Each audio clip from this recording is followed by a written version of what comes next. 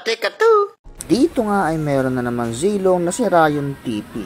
Kaya naman tutulungan uli natin siyang umuwi. O diba? Ang galing.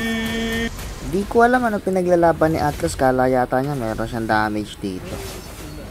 Dito gustong tumakas si Kagura kaya lang meron tayong ulit pain shot. Kaya naman ayun, pinulungan din natin siya umuwi. Mabait tayo eh. Tapos dito yung ipis namin natapang nga tao, di atakbo. Akala ko lang pala yun, bigla rin siya tumakbo. Kaya lang di natin iiwan yung Leslie buhay, bawal yun.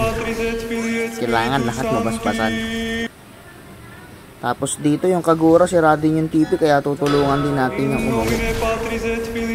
Kaya lang tayo rin pinauwi. So kitang kita naman kung sino nagbubuhat dito.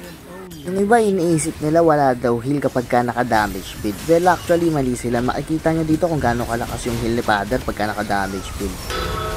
Walang mamamatay pagka naka-heal tayo ng first tsaka ulti. Kaya lang problema, masyado ka malambot, minsan di ka na makaka-heal, patay ka na kagad. So double-edged sword pa din. So dito hindi na naman makatili si Zilong kaya kung maripas ang takbo. Kaya naman hinatid na natin ulit pa uwi. Masyado mabilis sa tapos, dito ulit tayo naka one hit.